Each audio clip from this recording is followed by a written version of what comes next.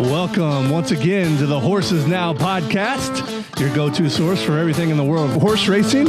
My name is T. Gridge, and as always, I'm thrilled to be joined by Kenny McPeek. And Kenny's in studio today. What's up, my man? You're lucky I live close by. Hey, I get it. And I guess you're in town now doing, Churchill just wrapped up. Yeah. I guess Keeneland's getting ready to start.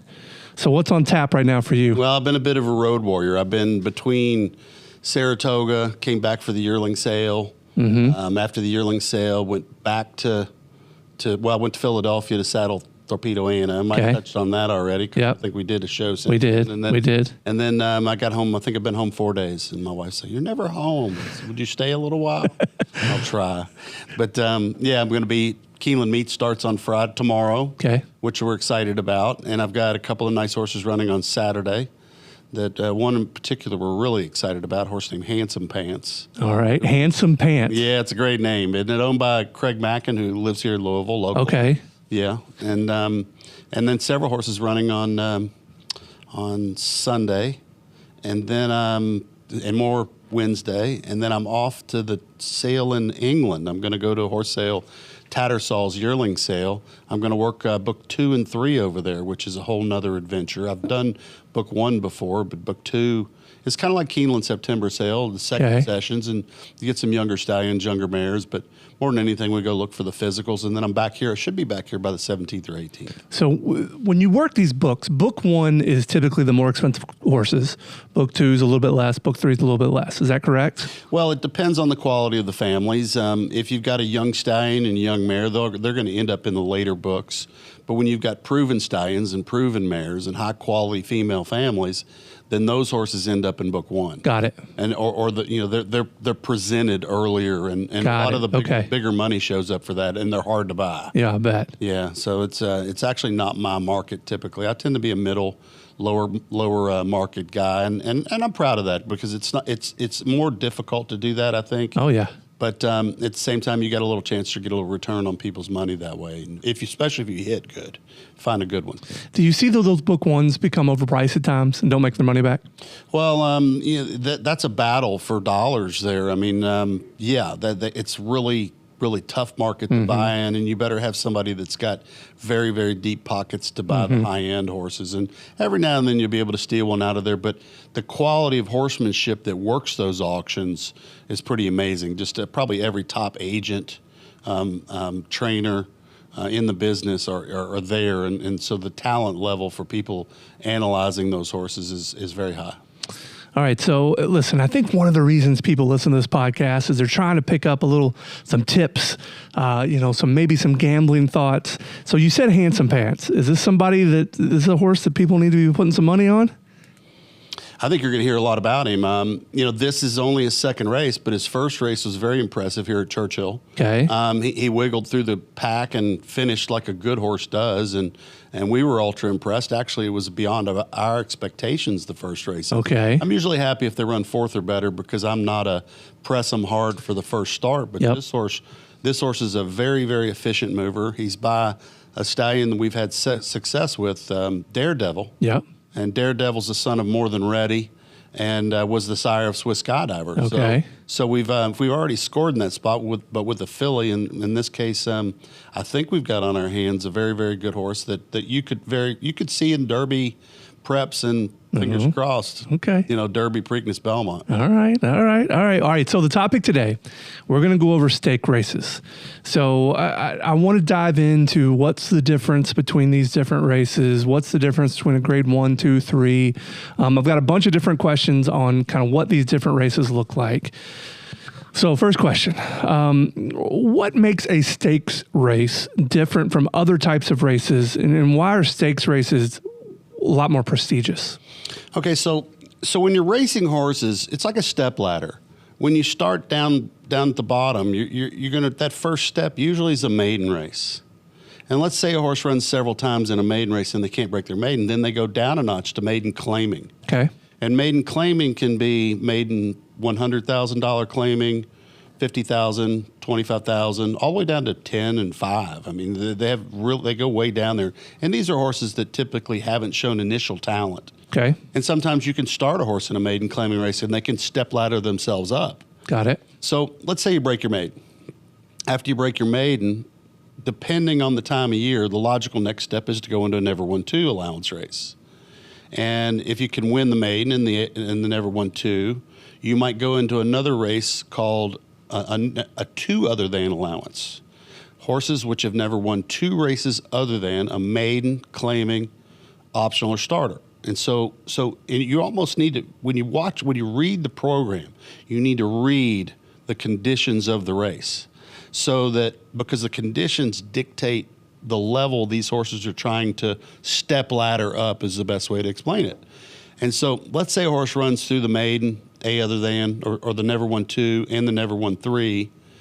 Of course, I'm going to confuse you there. A other than and Never Won 2 can be the same race. And 2 other than or Never Won 3 is the same race.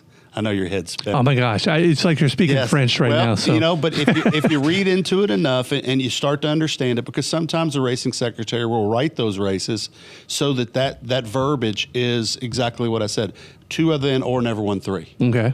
And so those allowance conditions are levels up. So let's say a horse jumps through all these ladders, or jumps right up the ladder. Then you go to a stake race. Okay. And we're not going to get into distances of stake races on all this conversation, because I think that'll confuse, because you do have multiple different stake races: short, long, turf, dirt. Oh, yeah. Adjustable distances, anywhere from 4.5, 5 furlongs all the way up to 2 miles. Right. So anyway, let's say a horse is going to go to a stake race. Okay. So first level stake race would be called a listed stake race.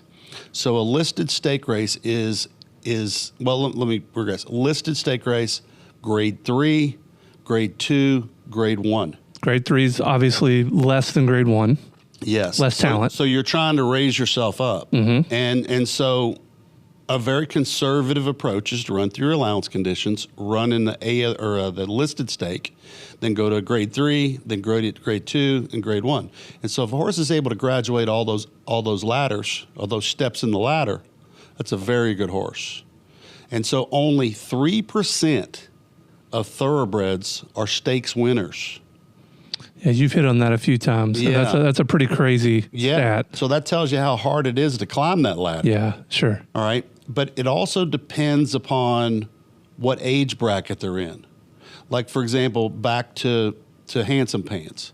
Here's a horse that broke his maiden first time out, and we're going to go straight to a grade 1. Why? Because the Never Won 2's it's available, but we've got another horse in that one, and we're going to go straight to the grade 1 because we think he's a grade 1 horse. Okay. They didn't write, there's no listed stake for him. There's no grade 3 or grade 2. The grade 1 is on the table. It's in Lexington, so it's not far from home. And it preps you right into the Breeders' Cup. And it's not unusual for horses. Actually, most of the horses in this race this weekend have only broken their maiden because they're young, and the base of that number of horses that have done that is small. But let's go to older horses. Okay. So let's say, and Handsome Pants is a 2-year-old. So let's say we're dealing with 3-year-olds and up. Okay. 3-year-olds and up is a much more longer process, because the conditions from maiden, allowance, the Never Won 2, the Never Won 3, listed stake, those races are much more available for the older horses, because there's more older horses out there that are running. Okay. And so to take a horse from a maiden race into a grade 1 as an older horse is probably a no-no. You don't have enough experience, and it would be very rare for a horse to do that against older horses. But against younger horses, it's much easier. All right, I got a ton of questions after tons. All right, so I've got a whole list here, but I'm gonna detract a little bit. So, a couple things I heard you say. One of the things you said, you had a race where you had one horse running, so you put in maybe I think it was Handsome Pants, or a horse in a different race. Do you like to put 2 or more of your horses in the same race, or do you try to stay away from that? Well, I prefer not to beat myself. Right. But sometimes you have to. A couple of years ago, I ran 3 in one race one night, and that was a little problematic. I bet. But every horse deserved to be in that spot. And that was a Kentucky Jockey Club. And it was a group of 2-year-olds. And that's just, part of the game sometimes. But you'd rather keep your horses separated. But like I said, sometimes an owner wants to go in a spot. Sometimes I do. It really depends on the situation. Sometimes the race is ideal for several different horses.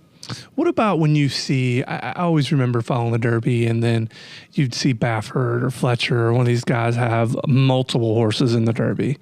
Is that something that you strive for, or is that something that you would rather not happen? I'd rather not happen. I'd really rather decide which one was the best. But in the case of Todd Pletcher and Bob Baffert and Wayne Lucas. Right, sure. And I've run 2 horses in the Derby Have you? before. But that's a race that so many people aspire towards that you don't want to kill an ownership stream. They really do want to. So some ownership has say in that. Yeah, well, look, we work for them. Sure. And we also have to listen to what they want to do. And we're in the service business. Yeah. So you don't deny them. I had 2 horses I ran in the Derby in 2013, and I actually begged both clients, don't run here. This is a bad idea. Really? You can't win this race. And they both wanted to go, and we went, and we ran mid-pack. And, we didn't completely embarrass ourselves, but to some extent it was an expensive, wasted race. And, a fun day for somebody. But for me, we were, we really want to win those races. Sure. But we ran, and respected the fact that the clients wanted to run, and that happens sometimes. But you knew beforehand that those 2 horses didn't have much of a chance. Well, one horse had won on synthetic. I'll just give you the details. And I really felt like he was a better turf horse. He was female family, was all grass, and then the other horse was a nervous horse. He was the big crowd I knew was going to melt him, and it did. Mm-hmm. But he tried, and he made 6 or 7 or 8, 900,000 horse named Frack Daddy. Okay. And he would have done a whole lot better in the Preakness. He'd had an extra 2 weeks. And right. It would have been a much more simpler scenario for him to run as opposed to Kentucky Derby Day and the old Kentucky home and 140,000 people. Yeah, I guarantee it. But horses, it's all details like that. So the other thing you said, you were talking about the age of horses. How old is too old to run a horse? Well, one of the best horses I was ever around in my career was John Henry, and John Henry ran until he was nearly 10. Wow, that seems really old for a horse to run. Well, but as long as their joints aren't bothering them, and we've touched on joints and we've done a lot on that. Arthritis and stuff. Mm-hmm. As long as they don't have any arthritis, then they can run, and they like to run. And he was a horse that started off in claiming, but he kept getting better and better and better as he aged. And they ran him turf and dirt, and he ran on about anything. But he was a warrior. We're getting ready to turn 6 with Rattle and Roll, a horse that just ran this past weekend. Horse we really love, and he's a grade 1. He actually won the Futurity. Okay. Same race that Handsome Pants is in. Okay. And he's gone on and won almost $2 million. But he's going to go 6, and we'll run him till he's 7 or 8 if he's up for it. That's awesome. So cool. All right, so you may have touched on this a little bit, but I'm going to circle back here a little bit. How do you qualify? So how do horses qualify for stakes races? And what is the process behind getting them kind of entered in this whole stakes world?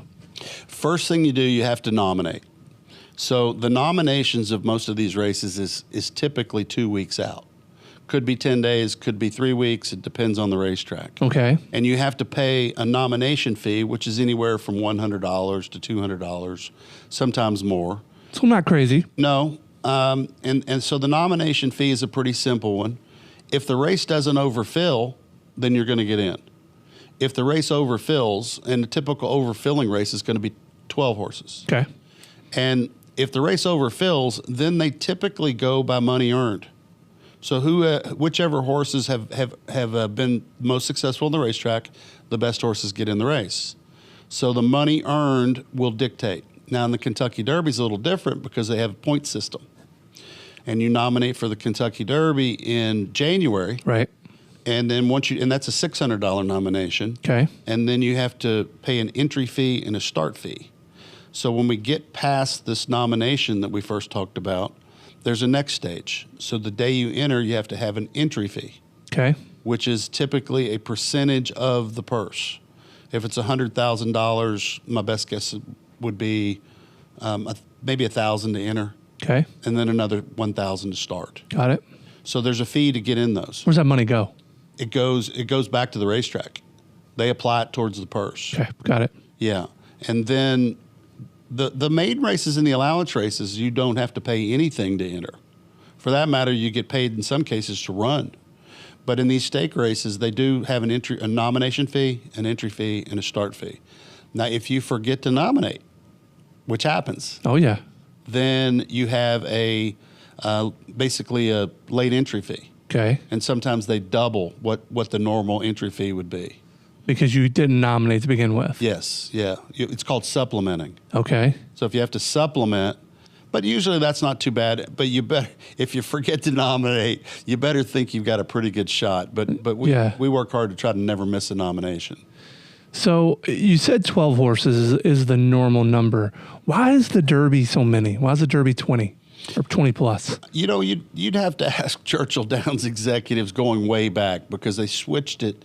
I want to say at one point in time it wasn't more than 12.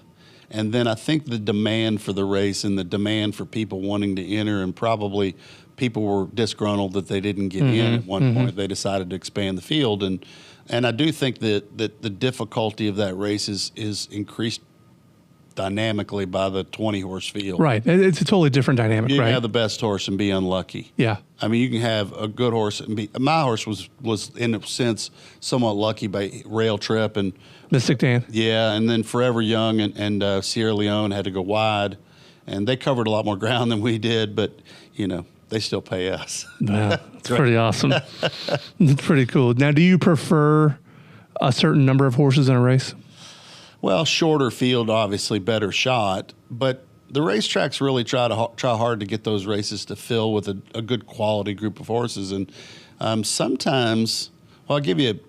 It might be a little off angle here. There are 3 filly races that run every summer: the Delaware Oaks, the Indiana Oaks, and the Iowa Oaks. Okay. And they run the same weekend.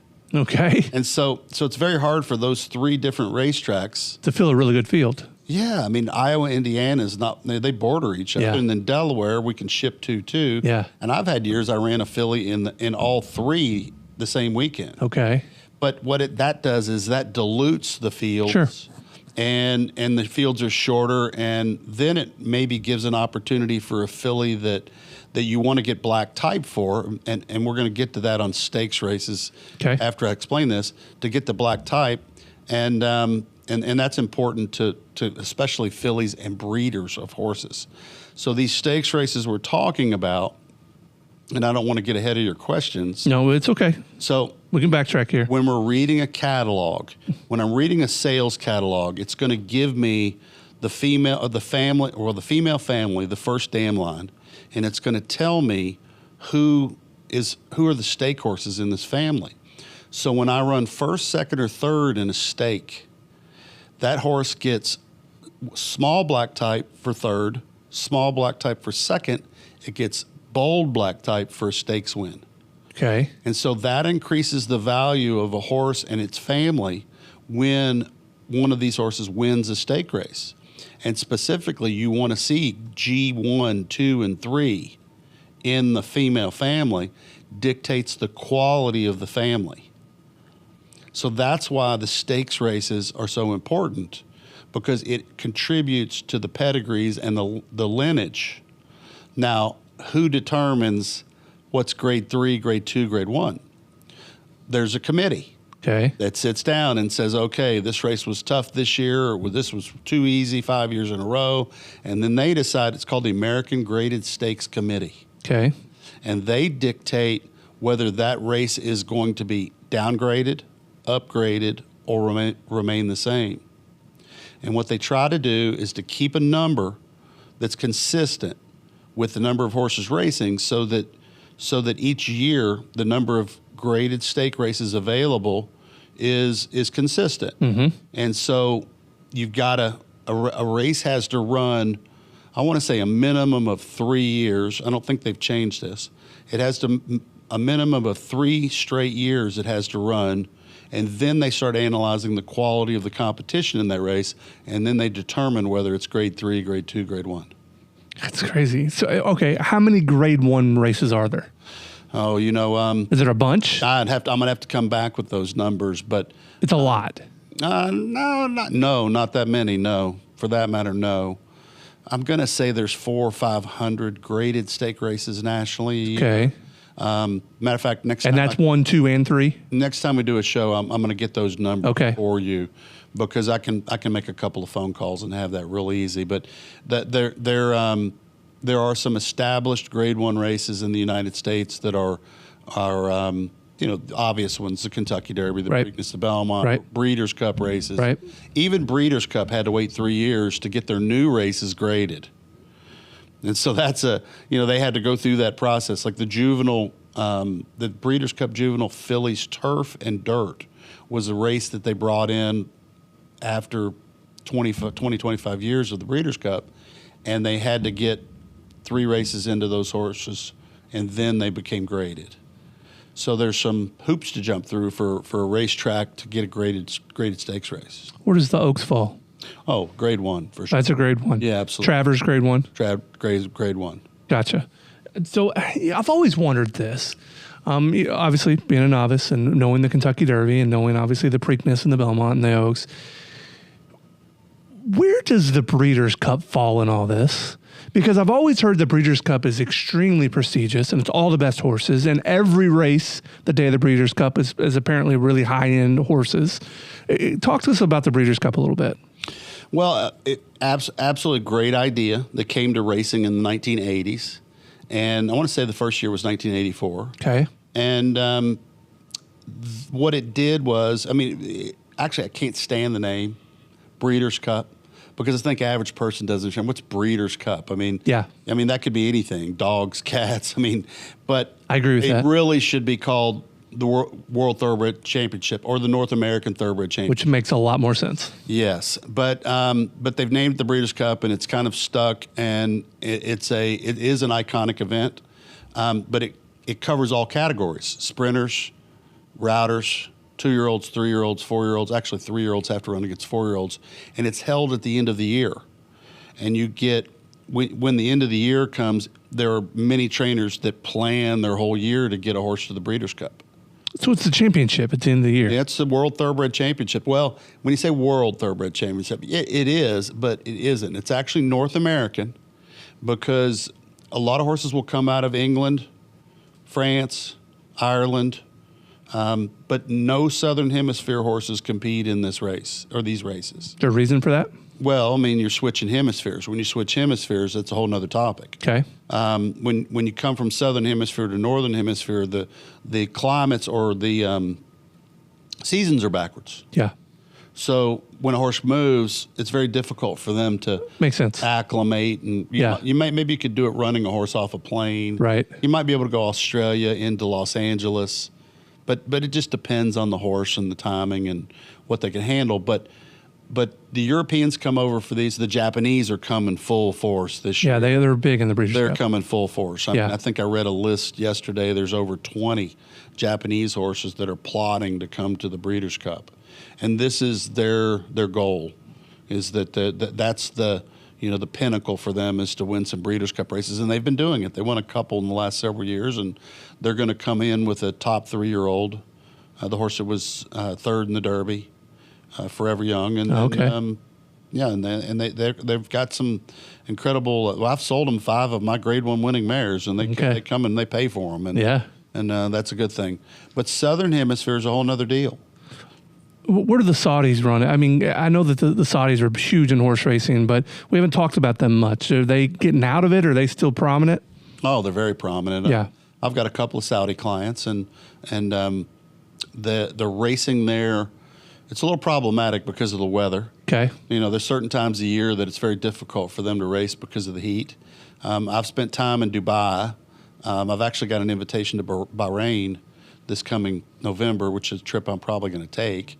And then I haven't been to Saudi, although I may have a horse going to Saudi this winter. That's a $20 million purse. Oh, wow. $20 million. Yeah. The Dubai World Cup is 12. Breeders' Cup's, only 7. Right. And, of course, the Derby's 5. Right. I myself think the Derby should be 20. How do you just, okay, so you just said, hey, I may have a horse that's going to Saudi at some point to run. How do you determine that? Well, the horse that would be possible, well, there would be 2, would be Rattle and Roll, because he's a classic 1.25 mile type horse, and he'll handle the distance and the surfaces over there. He's been on the shelf until recently, but he'd be an ideal horse for over there. And then Mystic Dan could possibly go. But we're not sure. I'm not sure that I would want to take him that far. Let's see. We've got to get him back on form, back to the races, and but he's doing well. And it really depends on the horse and the timing. And but the Saudi and Dubai racing is and has been for probably 20 plus years. Specifically, Dubai has really lifted itself. Sheikh Mohammed's responsible for that. Mm-hmm. And then in Saudi, they're probably about 10 years behind the curve of Dubai, but they're very aggressively pursuing that. And they're working the yearling sales and working to find better and better horses. Aren't there some farms in Lexington owned by the Saudi Arabians? At least used to be. Well, Qatar, I don't know that there are many Saudi Arabians that have. I'm probably wrong. I don't keep track of that well, but Juddmonte Farm, fantastic outfit, top breeder in the world. There's I believe he is Saudi, and then Dubai Sheikh Mohammed, which is Darley Stud, right? And then at one point there was Gainsborough and Sheikh Hamdam, right, and others, and some of them have passed away. Recently, Shadwell was turned over, and a Kentuckian bought Shadwell. John Stewart bought Shadwell. Beautiful farm. Yeah. And he bought just a complete diamond there.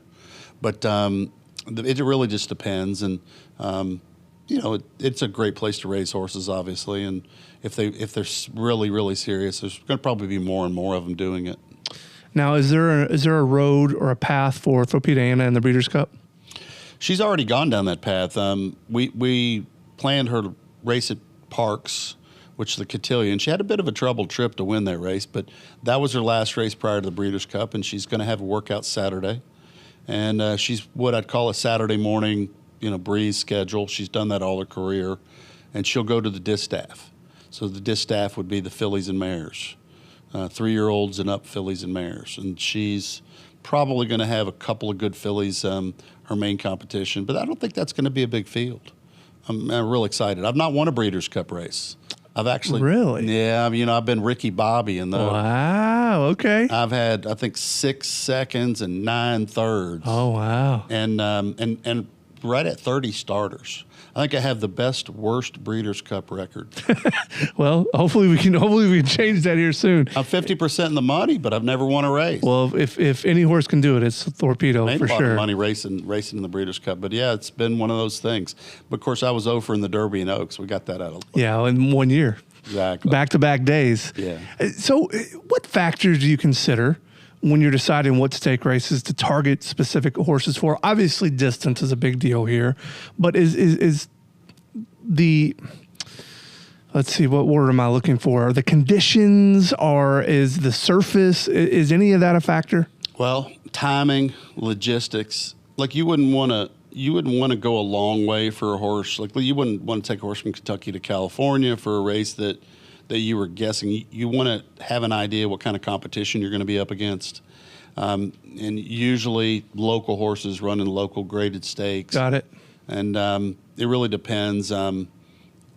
We get what they call the stakes, but national stakes condition book, and that's something you can get in the Blood Horse. If you go to bloodhorse.com and Google national stakes condition book, you can actually print it. Just add your email and print it, and that's a guide to what choices you have out there. Okay. You sit down and you say, okay, my horse is going to be ready the first of the month, the middle of the month, end of the month, and where is a race that really suits.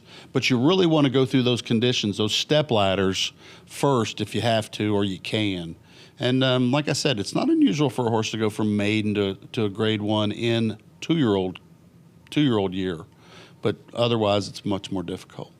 All right, race day. Take me through what a stakes race looks like for you on a race day.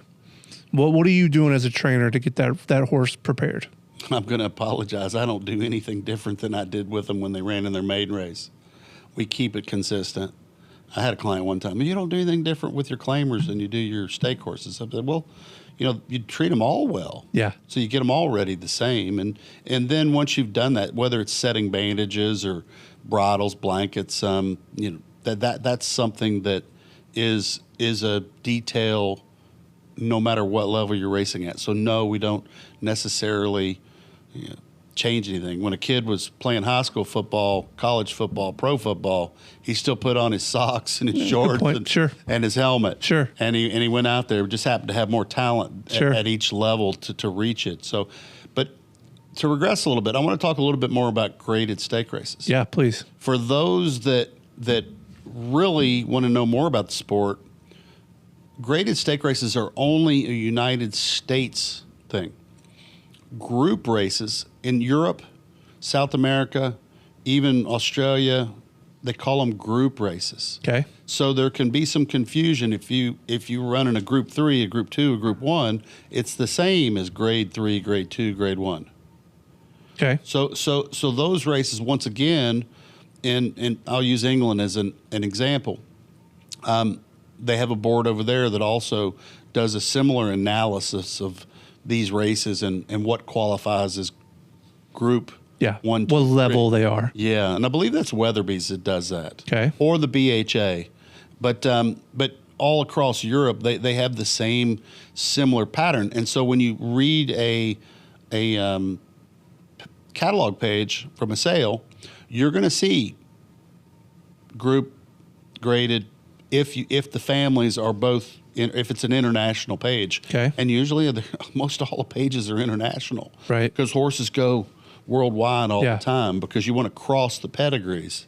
So it's interesting stuff. But usually actually some say that a grade 3, a group 3 European turf horse is very likely a grade 2 or grade 1 American turf horse. Okay. Because they believe that the European horses are a little bit better. Do you agree? On the turf. Well, I've seen seasons where the American turf horses whipped the European turf horses in the Breeders' Cup. And I've seen American turf horse go from here and go over there and win a grade 1. So it really kind of mixes and matches. You really can't tell.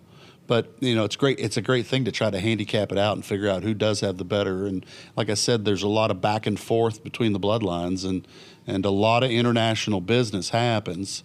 And we're all looking for the graded type horses. This is getting off topic a little bit, but you were talking about the turf. And I know that the English horses run more on turf than they do on dirt, correct? I think you've gone over that in the past. Only turf, pretty much. They're only turf. Yeah, but they'll run right-handed and they'll run left-handed. What's that mean? I got you, didn't I? You sure did. So direction? So actually, this table's a great example. Okay. At Ascot, Royal Ascot, or Ascot Racecourse is a right-handed course. And so the gate might be here and they run on the turn, or they'll run on the straight, or they'll run one turn, or a small turn. And then you've got like the Melbourne Cup, which is run at Flemington. And that course is kind of like a triangle. It's very sharp turns. And that's a 2-mile race on a triangle. And if we could show a drone view of Flemington, that's pretty wild.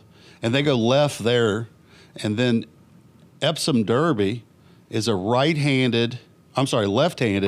They run up a long hill, they curl at the rise, they dip, and then they hard left down the straight.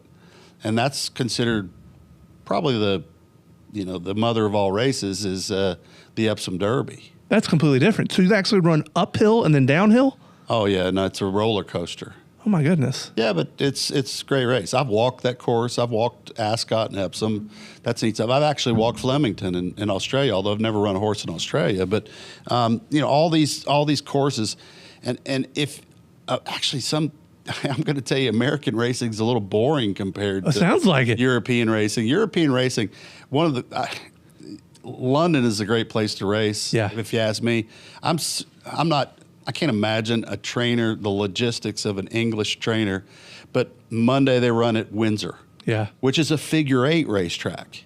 So they literally break, cross over, and spin back. Right. It's the wildest thing. I've been racing there. Newmarket is there's actually 2 courses in Newmarket. There's so they have 2 sides. I'm trying to remember the July course, and I should know the names here because I've trained on one of them, and they run the Guineas on I believe the July course. But that's a really interesting place to go racing. And then Sandown is another track in London. And then you've got Goodwood, which is up on a hill, one of the most picturesque racetracks to attend racing. Goodwood's in the outskirts of London. And then you've got Epsom Ascot. And then I've actually been to Brighton in the south, and York, which is further north. Mm-hmm. And it's left-handed. And that one's where they run the Juddmonte International. So it's and then then you got the steeplechase, which is Cheltenham, which is not something that's not my department. You're right. But that's completely different. Yeah, well, it's steeplechase or jumpers, but that's a race that stops. And that's a totally different horse, stops right? the country. Yeah. Well, no, they're thoroughbreds. Yeah, but you're probably looking for different things on those type of horses. They're thoroughbreds that have been retooled from flats. Interesting. We call it flat racing. But in American racing, the only uphill, downhill in American racing is Kentucky Downs. So my dad and Walter Bender went to England at one point and did several different racetracks and went and watched some horses train. And he said it completely changed his entire view of horse racing. Would you recommend someone that's just ate up with the sport to go over in England at some point and try to watch some horse races? Oh, yeah. It sounds like you're doing that. Yeah. And, they've got a competition in English racing, which I love, is that racetracks compete against each other on who has the best lunches presentation. Oh, yeah. 7-course lunches. Wow. You can't leave there sober. Okay. It's impossible. They're serving you red wine, white wine. Yeah. And they have a competition on all that, on who's got the best meals served pre-race. And their racing is so much different than ours, and I actually like it. It's only typically 6 races on the card, and they usually start at 2 and they're done by 5 o'clock. And then everybody can do dinner. That's really cool. American racing, we tend to saturate. 14, 50. Yeah, races. listen, Crazy. there's a lot of sponsors involved. There's a lot of auxiliary money, I think, that probably pushes that. I'm not sure. I think sometimes the racetracks decide that they're going to get as much as they can on the big day. Yeah. But that's above my pay grade, and I question sometimes when we're running 2 races after the Derby. Why can't the Derby be the last race and everybody can filter home but it's really weird. But I guess there's still people that want to bet. Well, I guess so. Like I said, that's racetracks' decisions. But in Europe, they don't do anything like that. I've been to racing in France. I've been to Chantilly and Longchamp and Deauville. Yeah. Beautiful town. Yeah. What kind of lessons should the U.S. stakes be taken from these international racetracks? I don't know that they'll take any lessons. If you look at the configuration of the American racetracks, it's completely different, and the American racetracks are pretty much all the same. Right. They're either what they call bull rings, 5-furlong tracks. Mm-hmm. Is that what Churchill Downs is? 6? No. It's a mile. Okay. So it's a mile oval, and then you have a 7-furlong oval in the interior. And Keeneland's actually 1.116 dirt surface with a 7.5 course in the middle. Mm-hmm. And then you've got Belmont, which is 1.5 miles point to point on the dirt. And then it's got an inner turf, actually 2 inner turf courses. And then you've got Aqueduct, which is a whole nother deal too. But mostly they're ovals, and they're all left-handed, and you only train left-handed. And I do think that's detrimental to training sometimes, is going left all the time. Oh, yeah. And I think mentally horses do like a little bit of a change, or actually some don't. Some like the routine. But in Europe, like training at Newmarket or Lamborn is a completely different experience, and they've got a multitude of different surfaces and ground, soft ground, harder ground, synthetic, wood chips. Do you have a preference? Dirt, synthetic, turf? Well, I don't think you can get a horse very fit over synthetic. I think it actually plays more to turf horses. You can't really work your horses on the grass much in America because the grass courses are saved for the races. Yep.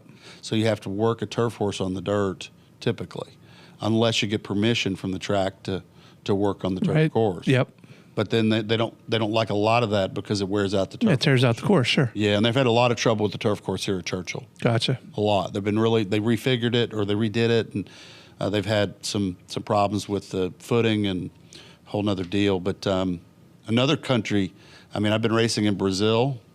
A lot of tracks I've been there, Gavia and Cidade Jardim and Sao Paulo, and I've been at Tahuma in the south and a few others. And then Chile's a funny one. Mm-hmm. Chile, they go left-handed at one track, and the other track goes right-handed. Mm-hmm. And so the trainers there from one week to the next can run left or right depending on where their horse prefers. And wild. Yeah. That's wild. Yeah, it's different everywhere, but it does make it interesting. All right, Kenny. So we've talked a lot about stake races here, and I've got to ask, what you've obviously been so involved in tons of prestigious stake races. What are some of the most memorable stake races victories in your career? Oh wow! I mean, look, you're not going to.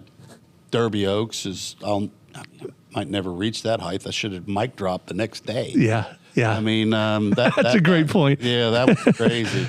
But I'm winning the Preakness, but that was during COVID. Nobody was there. I can tell you, probably the most exciting race I've participated in. A couple. I've run a filly in the English Oaks, and that didn't go well, but it was really great experience being there. She actually got scratched before the race because the jockey fell off. What? Oh, long story. But anyway, for those that follow it, they know that Daddy's Old Darling. She went over there to run, and she looked like she had a real chance. And going to the gate, the jockey had some sort of mishap. And he came off before she got to the gate, and they scratched her. But let's forget about that. Okay. The most fun, most interesting race I ever participated in was in 2003. I took a horse that I purchased in Brazil, and I brought him to the United States. He won his first 5 starts in the United States. And then he went worldwide. He went to Dubai. He came back, raced some more. Well, I got invited to bring him to Ascot to run in the King George. Okay. And so I was on a trip from Dubai through London. Had a friend of mine who Nick Chain, who works at Weatherby's in London, Newmarket. And Nick said, you should think about bringing this horse over to the King George. So thought about it and actually got off the plane, walked Epsom, walked Ascot with Nick in like light morning dew. My feet were soaking wet when we got done. I got back on the plane and flew to the U.S. So I ended up bringing the horse. And I told him, I said, man, I'd really like to meet the Queen. Can I meet the Queen? I think that'd be pretty cool. Yeah, okay. I don't know if that just happens. They said, you bring him, we'll arrange it. Oh, my goodness. Yeah. So got the horse over there, and the horse actually ran horrible in his prep race. But I took him over there a couple of weeks early, and he trained really well, and we changed directions. This horse had been going left all his life. He'd been running in Brazil. He was champion in Brazil, champion 3-year-old there. He'd been running left-handed in the United States for me, 5 wins off the bat. And then I switched directions with him, and I ran him right-handed. And there were a lot of people that said, no, he has no shot. Yeah. None. But the horse was talented. And so before the race, they introduced me to the Queen. And so me and Queen Elizabeth sat down under a tree for 15 minutes and talked horses. Unbelievable. Queen Elizabeth was very astute at horse racing. I listen, that's their game over there. So she says to me, she said, where did you buy this horse, Kenny? I said, well, I bought him in Brazil and he was champion miler, champion 3-year-old, and imported him. And she said, interesting pedigree, right? And I said, yeah, he's out of a Secreto mare. She knew who that was because Secreto was an English horse. Okay. And I said, and by a Kentucky Derby winner, Spend a Buck. Yeah. And she said, interesting. She didn't realize that they raced a lot in Brazil.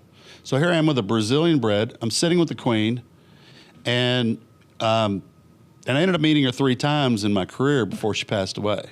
Really? Yeah, and she recognized me. Her eyesight was really bad the last time I visited with her, but she just loved horse racing. And you hope that the royal family continues to love horse racing like she did. Sure. But she was very knowledgeable, and the horse ran second. He actually Going right. Yes. He actually made the lead at the head of the stretch, and he fought and fought and fought, and then a horse of Sheikh Mohammed's won the race. And I got an applause. Really? But Sheikh Mohammed didn't. Really? No. A horse named Doyen won the race, and they applauded me because my horse ran so good. 33-1. Went off 33-1, and the husband of the lady, I guess you call it lady in waiting, I'm not sure. It was a close friend of the queen. Okay. Said she bet on the horse. Okay. They said they had never seen her so excited when the horse turned for home in front. So that was a really cool experience. I guarantee That was it. 20 years ago. What a story. Over 20 years ago. Unbelievable. Yeah. No, I've got some interest. Well, I'm sure there's some listeners that are trying to figure out the name of this horse because you haven't said it. What was the name of that horse? Hardbuck. Hardbuck. Yes. He was by Spendabuck. He's by Kentucky Derby winner and out of a Secreto mare. And Brazilian racing's interesting. Believe it or not, I speak fluent Portuguese. But Fluent. yes. Quando você gosta de aprender alguma coisa, eu passo a falar com tudo pessoas. Yeah, we're not going to do the podcast in If you Portuguese. want to learn something, I can talk to all. Fair enough.